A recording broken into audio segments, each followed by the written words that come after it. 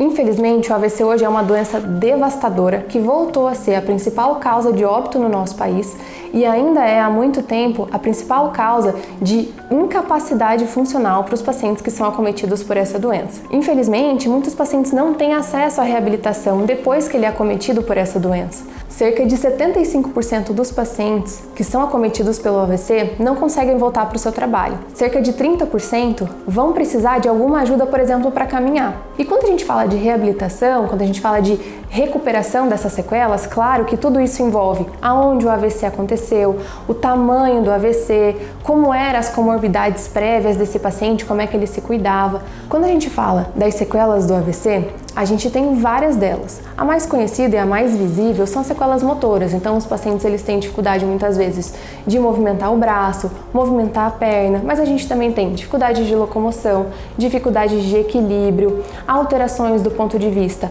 cognitivo, alterações de sensibilidade, alterações de esfíncter. Esses pacientes muitas vezes têm um quadro de depressão e ansiedade por conta de tudo o que aconteceu. Outras sequelas importantes são as de linguagem. Então esse paciente ele pode ter uma alteração na articulação da fala, da própria pronúncia das palavras ou mesmo de disfagia, ou seja, uma dificuldade para engolir. Isso pode contribuir para uma piora muito importante da funcionalidade dele. Então, quando a gente fala de reabilitação, é extremamente importante a gente pensar em trabalho em equipe. Então, a gente precisa de uma avaliação do médico neurologista para identificar as causas desse AVC, para identificar essas sequelas e para, em conjunto com outra equipe, com as equipes multidisciplinares, a gente planejar da melhor forma possível a reabilitação desse paciente. O médico fisiatra, o fisioterapeuta, o terapeuta ocupacional, o fonoaudiólogo, muitas vezes o psicoterapeuta e assistente social. Então o trabalho ele é em conjunto, para que em conjunto a gente consiga estabelecer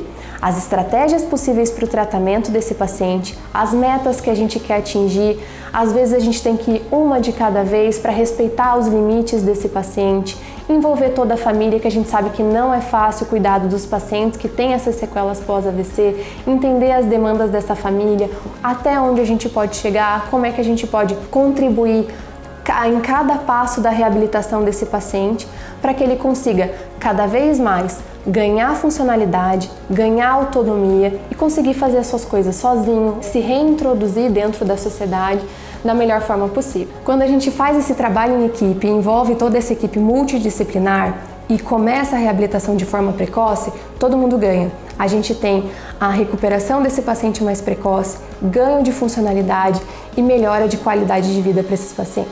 Se você ou algum conhecido seu precisa de ajuda nessa jornada de reabilitação pós-AVC, conte com a Neurodoc.